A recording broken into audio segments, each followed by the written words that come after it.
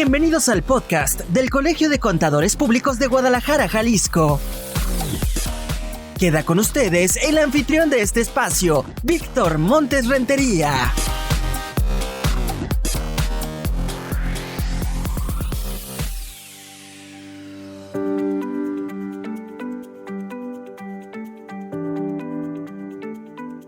Muchas gracias por acompañarnos en este podcast del Colegio de Contadores Públicos de Guadalajara, Jalisco. Es un gusto saludarles. Cuando hablamos de la Suprema Corte de Justicia de la Nación, regularmente se vienen a la mente esos procesos legislativos en donde los poderes entran en una controversia para resolver sus diferencias de tipo jurídico. Una ley, por ejemplo, que se considera muy restrictiva o que invade las facultades de otro poder y que tiene que resolverse por parte de una autoridad suprema quien tiene la razón. Sin embargo, la Corte no se dedica solamente a resolver este tipo de asuntos que suelen ser un tanto político, legales y hasta sociales. También interviene cuando se trata de controversias de lo fiscal. Y para hablar del tema, de las novedades que tiene la Corte en la materia fiscal, hoy tenemos como invitado en esta mesa de trabajo al maestro Omar Sandoval Ortega. Él, integrante de la Comisión Fiscal del Colegio de Contadores Públicos de Guadalajara, Jalisco, y abogado invitado a la Comisión de Apoyo al Ejercicio Independiente de este colegio. Omar, ¿cómo estás? Bienvenido, gracias por acompañarnos. Muchas gracias y gracias por la invitación. Antes de comenzar, me gustaría saber en qué momento la Suprema Corte de Justicia de la Nación interviene en asuntos fiscales. ¿Qué tiene que pasar para que lleguemos a ese momento? Perfecto, gracias. Lo que tiene que pasar es que existe una ley, por ejemplo, por lo general la Corte la vemos interviniendo respecto a la constitucionalidad de las leyes. Así es. Hoy vamos a revisar si realmente ese cuerpo normativo que fue un resultado de un Congreso de la Unión cumple o está de acuerdo con la Constitución. Hay muchas noticias en esta sección, precisamente en el cual la Corte ha tenido que intervenir para revisar si se cumplen tanto procedimientos legislativos como, digamos, derechos humanos o bien disposiciones previstas en la Constitución. En ese sentido, también nosotros, los de a pie, los ciudadanos de a pie, podríamos estar accediendo a que la Corte revisara ciertas disposiciones legales que consideremos que atentan contra la Constitución. En ese sentido, cuando llega a la Corte los asuntos, pueden llegar a través de la revisión de un amparo en el cual se propuso ante un juez de distrito la inconstitucionalidad de algún precepto y en el cual, si no hay un antecedente previo, el tribunal colegiado, que sería el revisor de ese amparo interpuesto ante un juez de distrito, lo sube, lo manda a la Suprema Corte y la Suprema Corte lo divide en su competencia y decidirá si alguna sala de la Corte o el pleno de la Corte atiende el asunto. Aquí lo importante ahora es que respecto ya la jurisprudencia que antes pensábamos o que se estilaba, que eran los 5 asuntos en un mismo sentido, etcétera, ya no existe para la Suprema Corte ni para las salas. Se quedó únicamente para que los tribunales colegiados, tribunales inferiores puedan emitir jurisprudencia. Ahora estamos en un sistema de precedentes, en el cual basta un solo asunto para que pueda en un momento dado decretarse la inconstitucionalidad de una ley. Ahí lo importante en la temática de los asuntos es que en la votación es que hay un número de votos calificados, que tengamos 8 votos para que la norma sea inconstitucional. Puede llegar también el asunto a través de un amparo directo en el cual la Corte puede revisar también en su caso la constitucionalidad del asunto, pero ahí el asunto queda, beneficia a la persona que ha interpuesto el mismo, ¿no? Entonces, en ese sentido, la Corte se está estableciendo como un tribunal constitucional que revise los actos tanto del Poder Ejecutivo cuando emite sus propios actos administrativos como los actos del Legislativo, que son las leyes, ¿no? En pocas palabras. Entonces es más común de lo que nos imaginamos. Es más común de lo que imaginamos. Tal vez no es solamente para grandes personas, grandes contribuyentes, pueden asuntos llegarse por temas específicos y la Corte interviene para hacer una solución y decidir si en este caso, ese dispositivo, ya sea un reglamento, una ley o bien una miscelánea, están conforme a derecho, conforme a la Constitución o no lo están. De acuerdo. Justo eso me iba a preguntarte. Cuando se limitaba el plazo para cancelar la comprobación de comprobantes fiscales digitales por internet al ejercicio en que se expedían y esto se tomaba como una regla arbitraria de parte de la autoridad fiscal, ¿la Corte por qué declara esto inconstitucional? Es interesante porque parecería que al final el comprobante fiscal es el instrumento hoy por hoy con el cual la autoridad fiscal se allega a la información, ¿no? Todos nos convertimos en auditores, todos de nuestros clientes y proveedores, en el cual al hacer el CFDI timbrado por la autoridad, pues ella tiene conocimiento al instante, las 24 horas del día, a través de los robots. El robot no descansa, el robot no tiene sentimientos. Sigue trabajando. El robot no pide descanso, no se va de vacaciones. Esa forma de fiscalizar a través del comprobante fiscal, la autoridad pidió en su momento y el legislativo le concedió que una vez de una operación que hiciste en un año, no pudieses cancelarla el comprobante en el mismo año.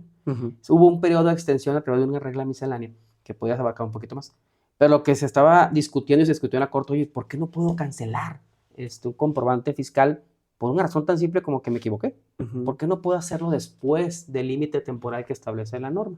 La corte revisa este limitante a la cancelación y decide que por una cuestión de seguridad jurídica y porque la norma no puede ser tan arbitraria en limitar supuestos en los cuales es necesaria la cancelación, declare inconstitucional la misma, ¿no? Entonces, en ese sentido, en un asunto, la Corte analiza y establece, oye, las disposiciones legales que establecen un límite temporal a la cancelación de un CFDI, pues atentan contra un principio de seguridad jurídica, ¿no? Porque al final del camino puede ser inclusive que tú hayas facturado una operación, por un ejemplo, ¿no? Sí. Eres una persona moral, facturaste una operación y a la vuelta de 2, 3 años te diste cuenta que por error la facturaste. A lo mejor te equivocaste. Ya, oye, nunca la hice esta operación. Y sin embargo, existe el comprobante. Entonces, la autoridad dice, como existe el comprobante, para mí hiciste la operación. Entonces, ¿dónde está el impuesto correspondiente? Y la persona puede establecer, oye, pero es que fue un error por parte del capturista o quien sea. Sucede en la práctica. Quiero cancelarlo. Te dice, hay un procedimiento de cancelación en la página del SAT, pero cuando lo haces a destiempo o fuera del plazo, te sale una leyenda que establece que esta operación se canceló fuera del plazo y no tiene efecto fiscal, etcétera, etcétera. Entonces, ese tipo de cosas, la Corte se le planteó, dijo, oye, espérame, ¿por qué me están impidiendo la cancelación si la operación en este caso no existió? Yo necesito cancelarla porque si no me está jugando en mis temas de emisión de comprobantes, etcétera. Y fue lo que se le planteó y la Corte decidió que el que se establezca un límite temporal, pues es inconstitucional. ¿Y por qué? Porque tienes que tener derecho a cancelar, o sea, porque hay muchas razones. Te pudiste haber equivocado en el comprobante, pudo haber no existido la operación, pudo haber habido un error en la misma, ¿no? Entonces, en ese sentido, busca la Corte que un requisito formal, como es la expedición de un comprobante. ¿Por qué tendrías un límite de un año? O sea, ¿por qué del mismo ejercicio? No, imagínate que el 31 de diciembre te equivocaste. O sea, ni siquiera se justifica si afecta o no afecta. No te afecta, exactamente. Es como que, oye, ¿por qué ponerle un límite temporal? Si realmente el comprobante, la obligación de expedir un comprobante es por hacer una actividad.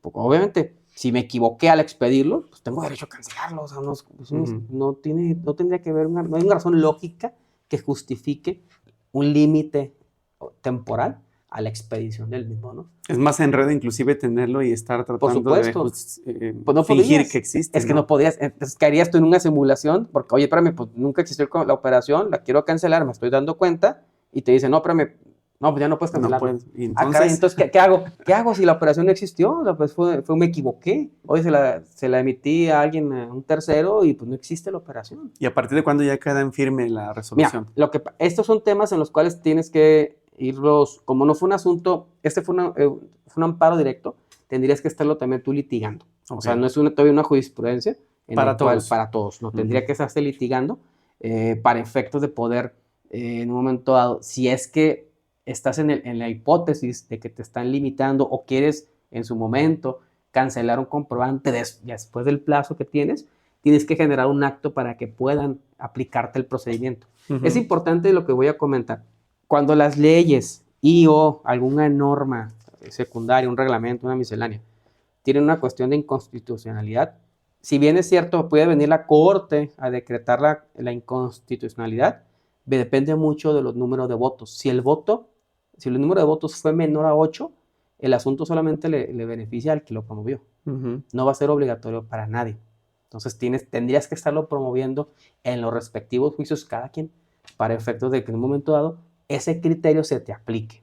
Cuando ya la Corte emite un criterio con 8 votos o más, ya sería una jurisprudencia que solamente obliga a los órganos judiciales, no obliga a las autoridades. Las autoridades van a seguir diciéndote no puedes hacerlo, no puedes hacerlo, y cuando te digan no puedes hacerlo, pues tendrás que ir a un juicio e invocar esa jurisprudencia. Y te sirve para defender. Es para defender. Entonces es importante que no nos quedemos, ya lo dijo la Corte, ya es un hecho. No es un hecho, no. Tienes que buscar el mecanismo legal para que ese criterio se te aplique a tu esfera jurídica. estamos avanzando muy rápido en el podcast. El siguiente punto de las novedades de la Corte que sí me llama la atención, habla de la compensación universal en facultades de comprobación. Finalmente se considera que es constitucional. Correcto. Aquí, ¿cuál fue el tema? Hay que recordar que hace un par de reformas, 3, 4 años, se eliminó la compensación universal que permitía a los contribuyentes que pudiésemos, si teníamos un saldo a favor de un impuesto, compensarlo contra otro impuesto. Ajá. El IVA contra renta, renta contra IEPS. Ya no se podía hacer eso, ya no se puede, se eliminó esa compensación universal, de tal manera que yo puedo compensar únicamente impuesto contra impuesto, ICR contra ICR, IVA contra IVA. Quedó un párrafo ahí en ese artículo 23 en el cual se estableció que cuando estás en una facultad de comprobación, en una auditoría, ahí sí, como entras en una esfera de acreedor y deudor con el fisco que te está auditando, podría la autoridad compensarte universalmente. Si te estaba revisando renta y debías IVA, pues te podían compensar ahí, o al revés, ¿no? Entonces, alguien planteó y dijo, oigan, esto es inconstitucional porque ¿qué diferencia hace que alguien que esté en auditoría sí puede acceder a una compensación universal y alguien que no está? No, claro. Entonces la Corte dijo, no están en la misma hipótesis, por una razón, digo. O sea, acá está en una auditoría. O sea, las personas que están en una auditoría están en una situación diferente al que no lo está, por la simple razón de que acá puede haber una consecuencia de multa, recarga, etcétera, etcétera. Una sanción X. Una sanción, y acá tú no estás en la sanción. Entonces, de ese lado se analizó la compensación, porque la persona que lo promueve pues, quería tener también el derecho a la compensación universal. Y la Corte señala que no, que es un mecanismo en el cual, pues bueno, o sea, todos los contribuyentes, dicen, no importa el giro, que estén sometidos a una auditoría podrán acceder a ese tipo de procedimientos de compensación. Entonces, no es que se vulnere algún derecho de igualdad o de equidad, no, simplemente dijo, no, ni siquiera dijo la Corte, esto no se rige por una equidad, por un principio de equidad tributaria, es principio de igualdad y va a ser aplicable a todos los que estén sometidos a una auditoría. En ese sentido, bueno, dijo, bueno, está bien, creo que importante y también del precepto, en su caso, o lo que invito a las personas es que se analice la posibilidad de que están en una auditoría y teniendo la posibilidad de poder compensar, se solicite esa compensación a la autoridad, porque la autoridad dice, es una facultad mía, y lo que decimos los abogados, no, si yo estoy en auditoría y te lo solicito, es una obligación tuya hacer una compensación universal, porque si no, sería inútil que me finques un crédito y luego por otro lado te esté pidiendo una devolución. Es absurdo. Ya estamos aquí, pues ya mejor, en este momento, tú estás obligada a compensar. Sería el punto que a lo mejor que tendríamos que estar impulsando más para que en un momento dado, pues acepte en una auditoría poder hacer una compensación universal. Ahora que llegamos a la mitad del podcast, antes de ir a la pausa, te pediría un consejo entonces para quienes tienen pues una empresa o negocio, son particulares, que estén atentos a estas modificaciones legales, porque me parece que das en el clavo en el señalar que al no ser para todos, es decir, que son resoluciones sí de la última instancia jurídica de nuestro país, pero no son aplicables para todos, tenemos que tener un asesor jurídico que nos oriente, ¿no? Sí, yo creo que es importante porque esto es muy dinámico, día a día, y puede que tal vez un asunto que la Corte resuelva te pueda ayudar, pero tienes que prepararte para estar en el asunto correcto. Ejemplo, hay tribunales en los cuales ya están resolviendo el que cuando eres un reciclo, personas físicas, y que te excedes el límite de los 3,5 millones, la regla miscelánea de que emitió el SAT dice, te tienes que regresar a enero de ese año en que te excediste y presentar todas tus declaraciones como si nunca hubiera sido reciclo. Eso dice la regla miscelánea. La ley de renta no dice eso. La ley de renta dice, te excediste este mes, al siguiente mes tributas en el otro régimen que te corresponda. Entonces son dos posturas contradictorias. Hay tribunales, todavía no hay jurisprudencia, por así decirlo, en el cual dicen, oye, espérame, la regla miscelánea no puede ir en contra de lo que dice la ley. O sea, el SAT no puede venir a decir que me tengo que rezar todo el año y rehacer toda mi contabilidad. Eso está mal, ¿no? Entonces, en ese sentido, es un ejemplo. Como ya empieza a haber ciertos criterios, es empezar a establecer, decir, oye, espérame, ese criterio me es favorable, me voy a preparar para estar en la hipótesis y poder impugnar en un momento dado esa regla miscelánea, ¿no? Que hay formas de hacerlo. La regla miscelánea la puedes impugnar en cuanto se publica, si es que te causa un perjuicio, o contra el primer acto de aplicación. Estar preparado para cuándo va a ser mi acto de aplicación y presentar el procedimiento. Muy importante porque, si bien es cierto, como bien lo dices, puede que la Corte haya resuelto algo, puede que algún tribunal haya resuelto algo, pues necesitas tú accionar los medios de defensa, los medios legales para poder acogerte a ese beneficio o a ese criterio que quién sabe cuánto puede durar, ¿no? Puede ser un criterio muy, muy novedoso y lo cambien en una semana, en un mes, en un año. Entonces, no es importante no esperarte. Puede haber jurisprudencia, y con eso si quieres cerramos la pausa, puede haber una jurisprudencia que sea obligatoria para todo mundo por totalmente la Corte con los 11 ministros a favor. Pero si tú no tienes un juicio intentado, pues no te sirve de nada. Tienes que estar en un juicio para que te apliquen la jurisprudencia. Si no, sencillamente no te aplica. No te beneficia. Tienes que estar iniciando los procedimientos para que un tribunal jale la jurisprudencia y te la aplique a ti. Resuelvas en este sentido. Perfecto, pues hacemos una primera pausa, regresamos enseguida a la segunda parte de este podcast del Colegio de Contadores Públicos de Guadalajara, Jalisco.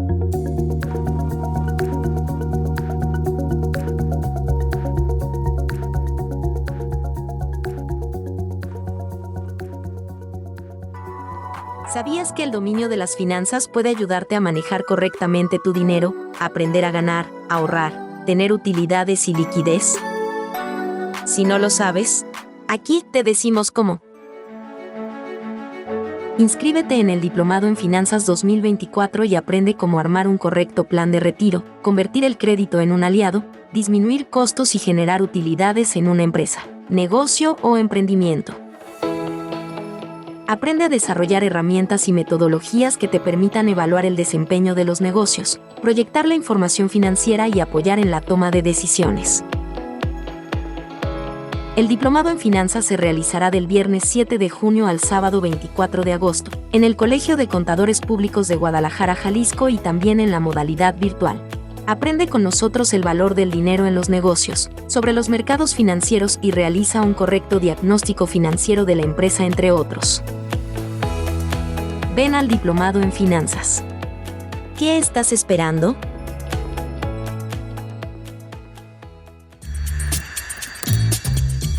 Oye, Víctor, he estado pensando en la importancia de mejorar nuestros sistemas de control interno. Siento que podríamos beneficiarnos mucho si tuviéramos un marco más sólido, más completo. Tienes razón.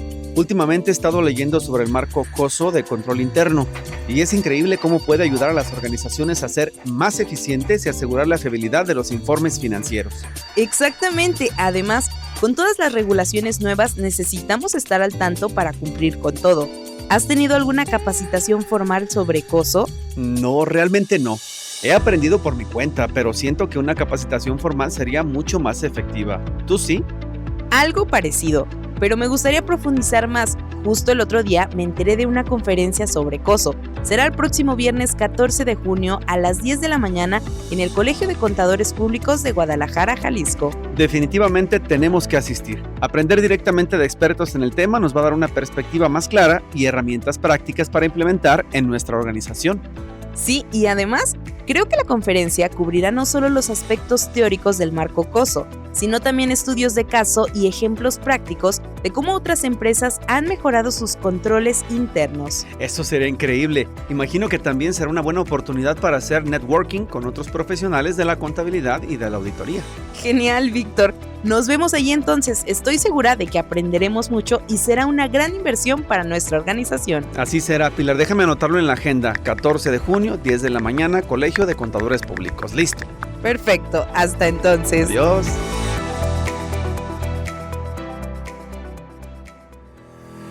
El Colegio de Contadores Públicos de Guadalajara, Jalisco te invita al Foro Fiscal Regional 2024, Oportunidades y Desafíos Tributarios. Conoce los detalles del Plan Maestro del SAT y el enfoque de las autoridades a este proyecto de recaudación fiscal. Asiste al panel, Actualización, Tendencias y Desafíos en la materia de precios de transferencia. Aprende estrategias de defensa en actos de fiscalización, CFDI y restricción de sellos, entre otros temas de tu interés. El Foro Fiscal Regional 2024 se realizará el viernes 28 y sábado 29 de junio en el Colegio de Contadores Públicos de Guadalajara, Jalisco, ubicado en la calle Oscar Wilde 5561, de la colonia Jardines Vallarta, en Zapopan, Jalisco. Reserva tu lugar en la página web del colegio o en el teléfono 33 36 29 74 45.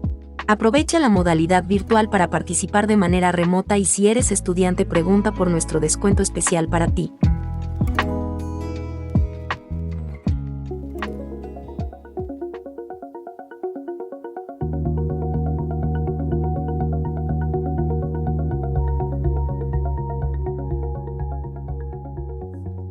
Regresamos al podcast del Colegio de Contadores Públicos de Guadalajara, Jalisco. Le recordamos en esta ocasión la charla Novedades de la Corte en compañía del maestro en Derecho Público Omar Sandoval Ortega, que nos acompaña en esta ocasión. Y ya decías, maestro, cómo la Suprema Corte de Justicia de la Nación interviene en asuntos de tipo fiscal. Me parece que son algunos de los temas que estamos aquí revisando en la presentación que tenemos a la vista. Unos cotidianos, otros extraordinarios, pero sí llama la atención que habrá personas que a lo mejor digan: bueno, yo ni sabía que la Corte interviene en este tipo de temas. Y uno que también brinca a la revisión de los documentos es cuando los estados o los municipios cobran por derechos o servicios. Y aquí a veces parece que los legisladores se exceden en sus funciones y el ciudadano de a pie dice: oigan, espérenme, me están cobrando demasiado. Hay un caso particular de Guerrero que nos quieres comentar, ¿no? Sí, correcto. También traemos aquí a la mesa que la Corte invalidó ciertas disposiciones de la Ley de Ingresos de 4 municipios del estado de Guerrero. Uh-huh. ¿Qué es lo que dijo la Corte?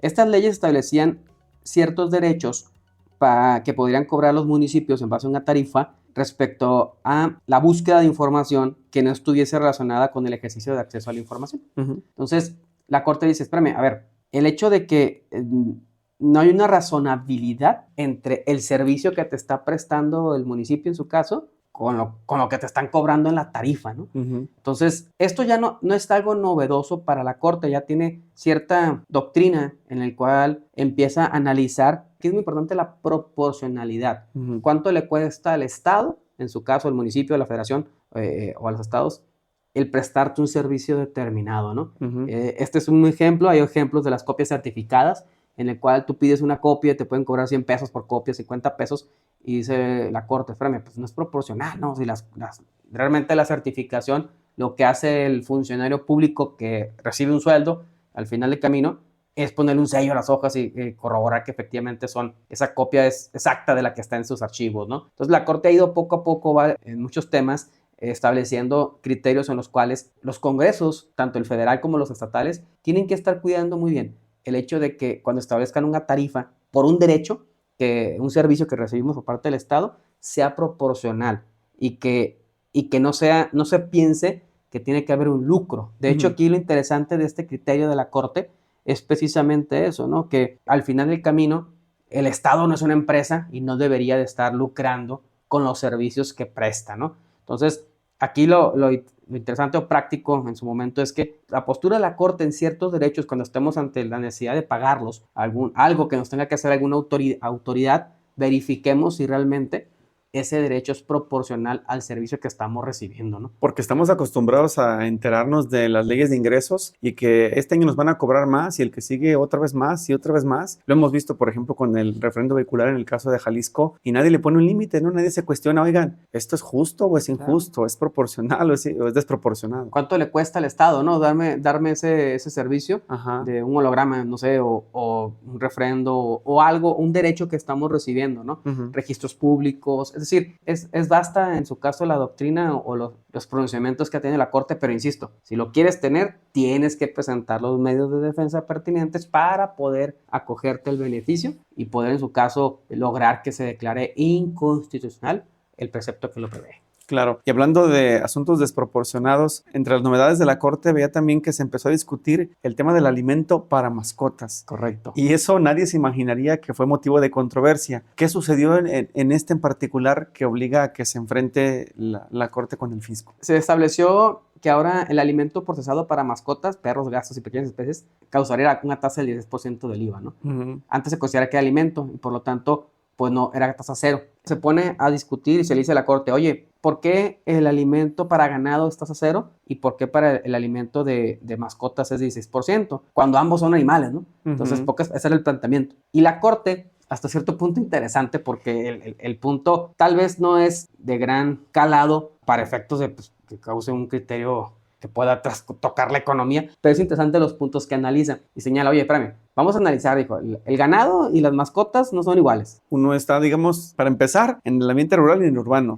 Sus funciones son diferentes. Exacto, sí. El ganado sirve para la alimentación precisamente de las personas, tiene una función, etcétera, económica, y se justifica que tenga una tasa del 0%.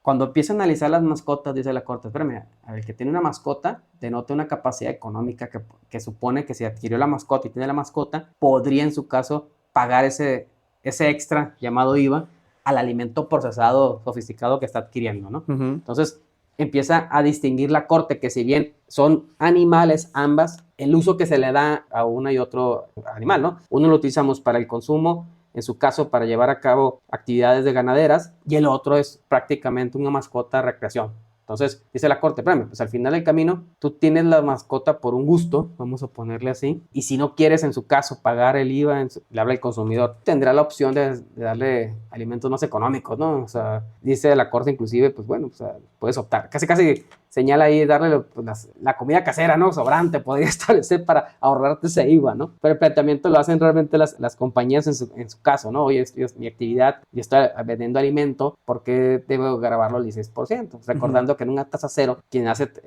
actividad de tasa cero, todo el IVA que recibe sus proveedores es un saldo a favor. Ahora esas compañías que se dedican a la venta de este tipo de alimentos, pues ya no tendrían esa posibilidad de solicitar un saldo a favor respecto a la actividad, porque ya no tendrían tan fácilmente el saldo a favor, ¿no? Por el acto grabado. O sea, el interés era básicamente el fabricante. Podría ser que podría estar reflejado, que también, obviamente, al final del camino, el que lo tiene de manera económica es el consumidor, porque de entrada le subieron 16% a sus croquetas. Eso es cierto. Lo que dice la Corte, aún si estuviéramos en la postura del consumidor, partamos de la base que está en una mascota y la mascota es un gusto, no lujo, pero sí un gusto. Uh-huh. Por lo tanto, pues tú decides si le compras esas coquetas, dice la Corte, o dale un alimento más barato, ¿no? Tú decides qué es lo que haces. Correcto. Maestro Omar, otro de los puntos también que llaman la atención es que en el tema del pago de las utilidades para los trabajadores, ¿y qué resuelve la Corte en ese sentido? Ahí, ¿para quién es el beneficio? Aquí la Corte señala que el límite máximo de 3 meses establecido para el pago de reparto de utilidades es constitucional. Entonces, sabes que no va a haber más allá de 3 meses. Yo creo que es darle una certeza a ambas partes, ¿no? En el sentido de que podría en un momento dado establecerse para ambas figuras, tanto el trabajador como para la empresa, sabrán que más allá de categoría, etcétera, que tengan desempeño, el monto máximo que podrían aspirar o obligado a repartir va a ser ese. Entonces, creo que es un tema que parecería que a lo mejor al trabajador podría estar afectando, pero creo que es una certeza para ambas partes de que hasta aquí llegamos en el reparto, ¿no? Creo que por ese lado está bien el tema del límite, declararse constitucional ese límite. Es darle más que nada equidad, ¿no? Y certeza. O sea, para saber, oye, hasta dónde podemos llegar, ¿no? Es bueno, por así decirlo. Sí. Además que limitas las controversias, sobre todo con las nuevas generaciones de trabajadores que están acostumbrados a demandar cada vez más y más. Es correcto. O escalar de puesto de manera más rápida. Entonces aquí, a ver, ya está ahí establecido, es constitucional y aquí no hay materia, ¿no? No, y además de que señala la Corte que hay posibilidad de que se tome en cuenta un promedio, ¿no? De cantidad entregada a la categoría, la plaza, el cargo, el nivel o el puesto, ¿no? Durante los últimos 3 años. Siempre que sea el más favorable propiamente al trabajador, ¿no? Otro de los puntos que también habría que revisar es sobre las prestaciones de habitación, alimentación y salario base de cotización cuando fueron entregadas al trabajador en especie. Aquí, ¿qué es lo que fue el motivo de la controversia? Aquí hubo una distinción porque ¿qué pasaba si se entregaba en efectivo? Aquí el punto es, oye, si se lo entrego en efectivo, ¿se utiliza o no para el salario base de cotización para el IMSS? La Corte señaló que solamente no serían parte del salario base si se entregan en especie, si le entregas en especie esas prestaciones. Pero si es en efectivo, sí juegan para el salario base. Ahí es muy importante que los patrones tomen en consideración que ya existe el criterio en el cual si vas a entregar este tipo de prestaciones de habitación y alimentación, sean entregadas en especie para que no sean parte del salario base de cotización. Si se la entregas en efectivo, ahí vas a tener que integrarlo al salario. Me hiciste pensar en los trabajadores agrícolas que están en la zona de la Ciénega, donde las compañías los traen de otra parte de la República y les dan un dormitorio para ellos y su familia. Esa es una entrega en especie. Es una entrega en especie, correcto. Hay casos en los cuales se lo dan monetizado. Y el tema es... Tú renta tu casa, tú buscas dónde vivir. Exacto. Entonces, oye, si te lo entrego monetizado, juega para el salario base de cotización y por lo tanto hay que integrarlo al salario. Hazlo en especie como el ejemplo que señalas y por lo tanto no va a jugar para el salario base de cotización. Así es, pero le da al empresario la posibilidad de deducir lo que invierte en esas instalaciones. Aquí el tema es si se integraba el salario para efectos de la cotización del IMSS. Entonces, lo que están clarificando es precisamente, oye, si es especie, no hay problema. Si es en efectivo, sí hay problema y por lo tanto integra. Es parte de la contabilidad. Es parte, lo tienes que reportar. De acuerdo. Hay también una tesis aislada que habla de los juicios de nulidad y que se consideran que son improcedentes contra opiniones negativas de cumplimiento de obligaciones fiscales. Sí, aquí esa la traje de un colegiado. Ok. No es de la corte, pero está muy de moda el tema de las opiniones negativas. ¿Qué es la opinión negativa? Es el sistema en el SAT en el cual te establece si estás cumpliendo con obligaciones o no. Oye, por lo general muchas compañías, muchas empresas ya piden a sus proveedores y a sus clientes, a sus proveedores más que nada, dame tu opinión de cumplimiento para poder pagarte o para poder contratarte, etcétera, ¿no? Y hay ocasiones en las cuales esa opinión pudiese salir de manera negativa por alguna circunstancia. Aquí también es práctico, en lugar de irnos o los contribuyentes que tengan esta situación, irse a un juicio, tienen que agotar el procedimiento que establece la propia resolución miscelánea, y en su caso yo aconsejaría a la par con un procedimiento en la propia defensa del contribuyente, en la PRODECON, para efectos de clarificar, porque hay veces en los cuales los sistemas tienen errores. Y podría estar en una opinión negativa, falta una declaración, etcétera. Ya lo hiciste y te urge en un momento dado, pues no esperarte irte a un juicio, porque te van a declarar que es improcedente el juicio y tienes que agotar la vía administrativa, por así decirlo. Aquí no lo dice tanto la tesis, el consejo práctico es hacer lo que establece la resolución miscelánea, agotar el caso de aclaración, pero a la par que intervenga PRODECON para que sea más rápido y puedas acelerar el procedimiento, porque no te puedes quedar un buen tiempo esperando a que tu opinión negativa salga positiva. Y sucede bastante. Hay casos en los cuales requieres, por ejemplo, en un estímulo fiscal, tener opinión positiva. Y vamos a suponer que por un error tienes ahí alguna multa que no pagaste, consideró crédito fiscal, tienes opinión negativa, ya la pagaste la multa y nunca se hizo la notificación de que ya está. La autoridad que está pagada y pues te urge, ¿no? Entonces, oye, es que en lugar de un momento dado un juicio, etcétera, que va a ser más largo y que según ese colegiado va a ser improcedente, mejor agota los procedimientos administrativos para que pueda ser más rápido. Sí, lo primero que te va a decir el juzgador, ya agotaste la vía administrativa y tú te vas a dar cuenta, no, señor juez, bueno, regrésese y luego platicamos. Exacto, porque esto es improcedente. Entonces aquí el consejo es ese. Es importante que estar descargando sus opiniones, tenerlas, ahí es una práctica a lo mejor buena cada mes, cada 2 meses, para efectos de poder, en un momento dado, si hay alguna negativa, accionar, en este caso, los procedimientos en la resolución, para poder en un momento dado que pueda obtener una positiva. ¿Dónde podemos enterarnos de la información que genera la Corte de estas resoluciones? La Corte publica, le llamamos los abogados los viernes de jurisprudencia. Cada viernes a las 10, 15, 10 y media de la mañana, en la página de la Corte, en una sección del semanario, van a encontrar los últimos, les digo, los últimos gritos de la moda en materia de interpretación. Es muy amigable la sección y la información. Te va diferenciando entre criterios y jurisprudencias del Pleno de la Corte, de las salas, de los tribunales colegiados, de circuitos, y cada semana cualquier ciudadano puede acceder, meterse y revisarlos. Y ya posteriormente, en su momento, si ya requieres una consulta específica por temas, ahí tienes también un buscador de criterios, ¿no? Entonces aquí lo que traemos es los últimos que ha habido, que son interesantes por parte de la Corte, pero no, pues cada viernes se emiten, puede haber 50, puede haber, no de la Corte, sino de todo el Poder Judicial, que tienen la competencia para emitir jurisprudencias y criterios. Entonces, es una buena herramienta, y es importante, creo que los contribuyentes estén más o menos enterados de que lo último que se está emitiendo, cuando menos en esta materia, que es la materia fiscal. Emite la Corte en muchas materias, pero en la nuestra es importante para ir viendo ciertos criterios y puedas en un momento dado, si estás en lo incorrecto, pues bueno, poder corregir tu situación, ¿no? Y si en caso estás en lo correcto, pues estar tranquilo que lo que estás haciendo es debido. En la práctica fiscal tenemos 2 entes que emiten criterios, el Poder Judicial y el Tribunal Federal de Justicia Administrativa.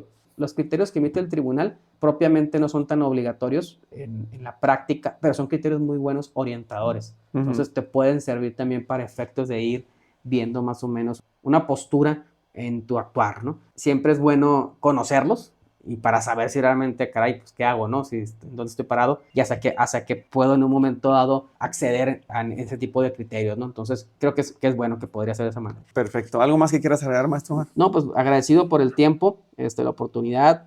Yo quedo a su consideración en la Comisión de Apoyo, en la Comisión Fiscal del Colegio, pues encantado de estar contigo y con el auditorio.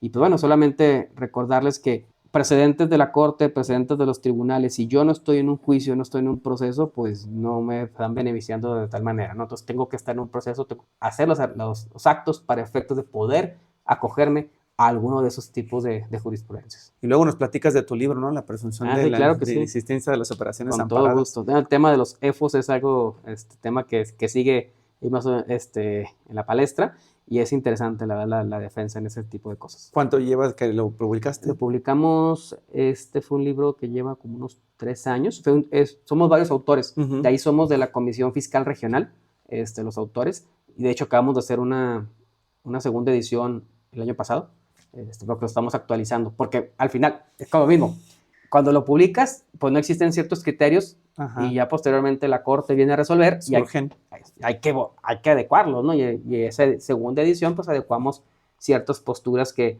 la Corte va resolviendo para efectos de poder ir enriqueciendo ese libro, ¿no? Muy bien, novedades de la Corte en esta ocasión, el episodio del podcast del Colegio de Contadores Públicos de Guadalajara, Jalisco, en compañía del maestro Omar Sandoval Ortega, integrante de CAPEGI de la Comisión Fiscal. Muchas gracias, maestro. Muchísimas gracias a ustedes. Y de esta forma nos despedimos. Muchísimas gracias por el favor de su atención y descargas a este podcast del Colegio de Contadores Públicos de Guadalajara, Jalisco. Me reitero a sus órdenes, soy Víctor Montes Rentería, cuídese mucho, pásela bien, lo esperamos en la próxima emisión de este podcast. Hasta luego.